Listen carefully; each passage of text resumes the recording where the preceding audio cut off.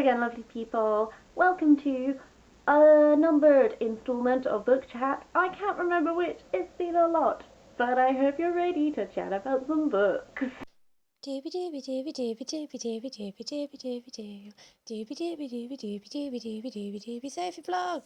As per usual, I've read some things. I want to talk about some things. Let's chat about some books. Yay! That's the unofficial theme tune of this. Diving into it, there are a couple of books which I've read recently, which I don't physically have with me to show you, but I still want to talk about them. First of all is Do Androids Dream of Electric Sheep by Philip K. Dick, otherwise known as the book that inspired Blade Runner. I really like Blade Runner. Both of my parents' favourite film. We watched it a lot as a kid. In my time, the new Blade Runner has not come out yet, but I'm super excited for it to come out to see what it's like, so I thought, why don't I read the original book? That would be good. I liked it. I never thought I wasn't going to like it. I find it really interesting when you read a book having seen the film first to see what is different. And there was both a lot different and also like a lot the same. That was a really bad way of saying that it was just a general adaptation. Personally, I really enjoyed it. I really enjoyed getting a slightly more in-depth look at the world that it takes place in, because you don't super get that with the film. I also really enjoyed this whole examination of, like, what is a human, what is a replicant, which I know they, like, hint at in the film, and they also tackle in this, and I super enjoyed that. It's sort of been part of my mission this year to read more sci-fi. I'm just having real sci-fi cravings at the moment, and this really did satisfy those. The next book, I don't know if it's cheating to include, but I read it and I have thoughts on it and want to talk about it, but that is Hallelujah, The Welcome Table by Maya Angelou. This is a cookbook rather than like a book of her poetry or her narrative or something, but still wanted to talk about it because I will never really cook anything from this book because it's very meat heavy and I'm vegetarian. However, it was a pure delight because Maya Angelou is obviously someone who is very passionate about food, and food is something that has been so present in her life that it was so delightful to read this just as a book. So each section has like a small preface before it that tells a food-related story or anecdote, or something about food in her childhood, or something like a story that relates to the set of food that you're about to have the recipes for. And it was just utterly delightful. I've not read a lot of her work so far, but she's just one of those people who every time I read, I just like her more and more. I think she just seems like a really wonderful person, and her writing is so delightful to read. So these stories, it was like she'd like sat me down in her kitchen, given me a cup of tea, was cooking away and was just telling me like, oh, I'm making this dish because my grandmother used to make it, or something. I just really, really loved reading it, and Maya Angelou, just, I like her a whole lot. After that we have The Prince and the Quakeress by Jean Plaidy. I read a lot of Jean Plaidy as a child. Super big fan was Little Sophie. I used to like ferret them out at these like secondhand bookshops down in Wales where we went on holiday every year, and it was like part of my holiday tradition. So this was a reread. I loved this book the first time I read it. I gave it 5 stars on Goodreads when I was years ago doing all that catch up. But I'm reassessing what I keep on my shelves, given that I now have more limited space and also had to move them all up many flights of stairs, and it was a trial. So I'm just being a little bit more strict. I didn't rate this as highly, but I did enjoy it. So this tells the story of George III from when he's a young boy, growing up, and it's sort of, there's this theory that George, and I use the word theory very loosely, I don't know if there's actually any historical evidence backing this up, but there's this theory that George III married a Quakeress. And although like the first half of this book is sort of like the love story between him and Hannah, the Quakeress, actually it's more of a look at him growing up and the beginning of his reign. So it goes from his childhood to just sort of quite early in his being king. Kingship? Is kingship? Kingship's a word. So I'm questioning everything now. I think the aim of it mostly is to like explore the character of this king who became I think his reign's been quite controversial. Like, you either kind of love him or you hate him, I think, based on your views of his policies and the things he did. Um, I don't really have strong feelings of him either way, but this was interesting to read to get a better sense of the types of figures who was trying to influence his life. And I take everything in these with a pinch of salt, because they are historical fiction, they're not fact. But it was interesting to read, it was nice to do a reread of it, and I'm probably not actually going to keep it. I think I'm going to give it away to a charity shop, but I'm glad I did a reread. Following on from that is Puck of Pook's Hill by Rudyard Kipling. This is a book which I've had in my to-read box for years, probably since I was a child. I think a parent probably gave this to me when I was a kid, and I just never read it, and now I'm 23, and I decided to read it. It is a kid's book, but there is still enjoyment to be had if you're an adult. As with so many children's books. This is Rudyard Kipling essentially used to tell these stories to his children, and they're all based around the landscape where they lived in Somerset, I believe, which I'm in myself. That's why I dropped that anecdote in. But they're essentially these two kids, whilst performing A Midsummer Night's Dream in a field, they managed to conjure Puck. Puck sort of introduces them to some historical figures who have died, and these historical figures take it in turns to, like, tell their stories to the children. As, like, an adult reading this, I can see that this is a way in which he is teaching his children both about the land in which they live and, like, the history of those places, and also history in general. There are stories told from the point of view of Romans, of Normans.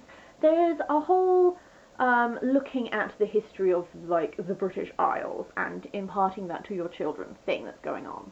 Personally, I enjoyed, like, the first half of this more than the latter half of this. I don't know if that's just because, like, the novelty of reading it wore off for me and I got a bit bored, or if I just preferred the types of stories that were being told.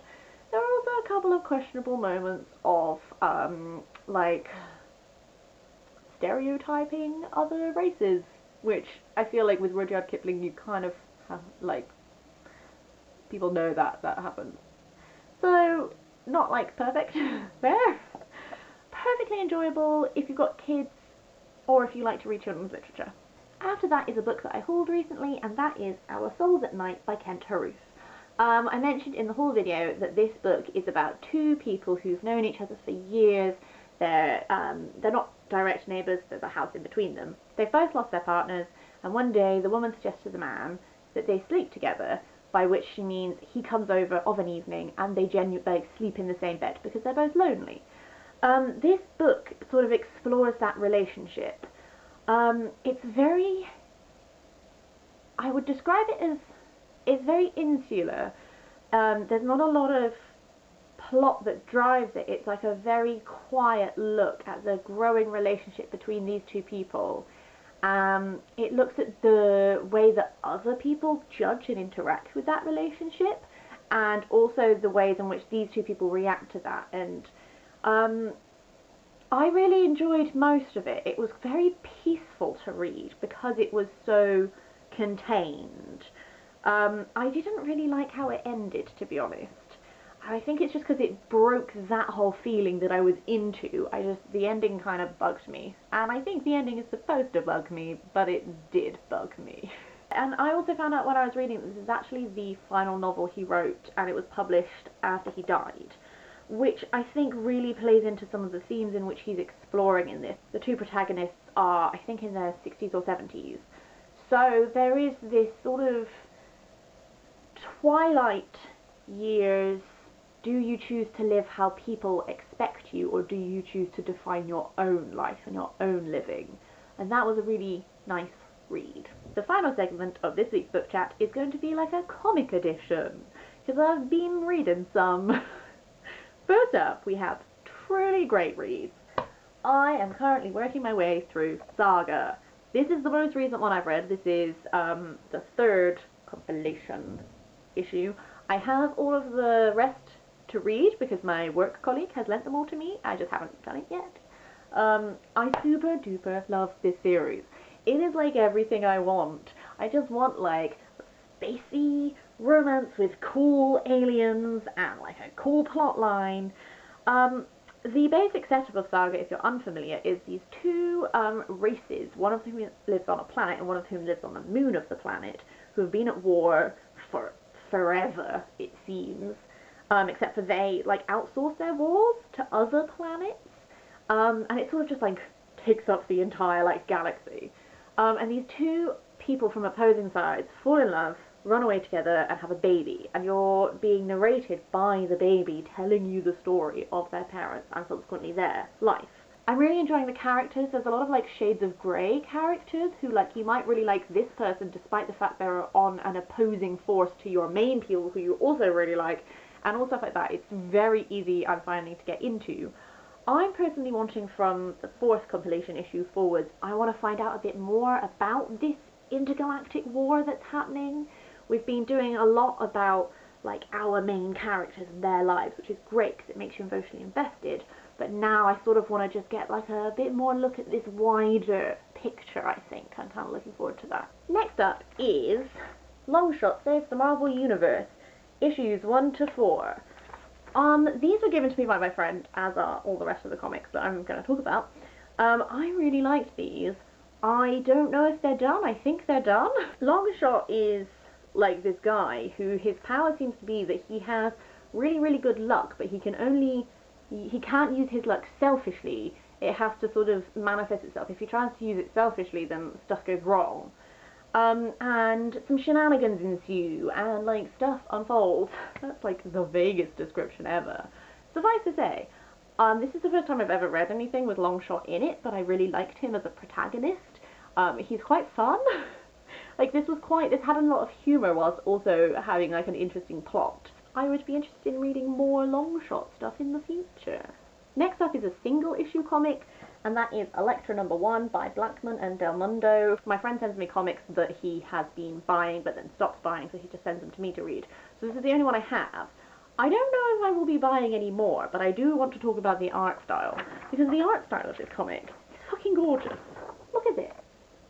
Can you see it? I don't know how much you're capturing, but can we talk about how fucking beautiful this is? So, the plot. I don't really care for the plot. I wasn't really that interested. The art, bloody love it. Gonna have to follow him on Twitter. I don't actually know who you are. I'm gonna have to find them. Gonna have to follow them. Looking forward to it. I feel like this has been a super duper long book chat again. I'm terribly sorry. But luckily, we're on the final thing. The final thing is Cable and X-Force. I have issues 1 to 3 of this. I really enjoyed this. I kind of want to know what else happens. I might have to, like, find the other issues and read it. This sort of has, like, 2 times happening. There's, like, the current time whereby Cable and these people have done some stuff that seems to be a bit fucked up. And then there's, like, the past time, which is, like, explaining how we got to this point and what the reality of this point actually is. A lot of the people in this are not people of whom I've read comics before, so, like, Domino and Forge and Dr. Nemesis, I don't really know anything about them. But I liked this. I want to read more of it. I don't want to give any spoilers away, which is why I'm being so incredibly vague. I hope you've enjoyed this. As per usual, if you'd like to chat to me about any of the books mentioned, please do. If you'd like to chat to me about some of the books that I haven't mentioned, that's also welcome. All of the book chat, all of the time. I hope you're having a super lovely day, and I will see you next week.